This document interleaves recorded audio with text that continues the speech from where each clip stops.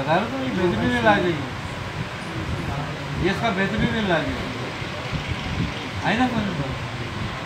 ये मैं क्या कह रहा हूँ कि अभी मोहरों के तमाम गैप को दूर करने वाले, उससे मतलब लुआब भी बना देंगे।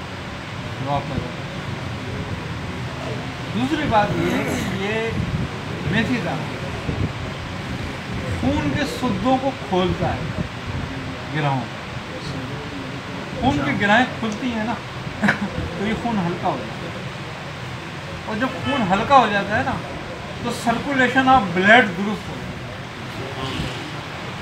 और जब सर्कुलेशन ऑफ ब्लड दुरुस्त होता है तो दर्दें अपने आप ही कम हो जाती हैं। अच्छा, एक बड़ी मजे की बात यह है कि जितने भी आज डिजिटल आलात हैं खून वगैरह चेक करने के, दर्द चेक करने के, ये टोटल एक कैलकुलेशन है। अच्छा, वो कैलकुलेशन क्या है? वो खून के वजन से कैलकुलेशन है। अब जो तुम ग्लूकोमीटर इस्तेमाल करते हो शुगर के मरीज के लिए मिसाल के तौर पर, तो वो चीप में तुम कतरा लगाते हो ना, खून का ब्लड रखते हो ना, तो वो उसके वजन को कैलकुलेशन करता है कि इसके अंदर किस चीज़ की आमेजिश ज़्यादा है।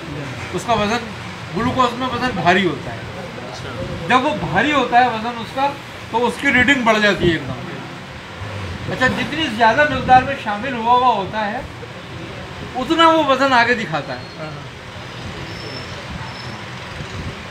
जितना कम मिकदार में शामिल हुआ होता है उतना कम वजन दिखाता है उसका वो। तो जिससे रीडिंग ये होती है कि भाई इसका वजन जो है ना 200 के अंदर है माइक्रोग्राम में, इसका माइक्रोग्राम में 200 से ज़्यादा वजन है कतरे का। अब जब कतरे का माइक्रोग्राम में 200 से ज़्यादा है तो उन्होंने कहा ग्लूकोज की मिकदार इसमें ज़्यादा है मरीज की, लिहाजा वो शुगर की बढ़ी है।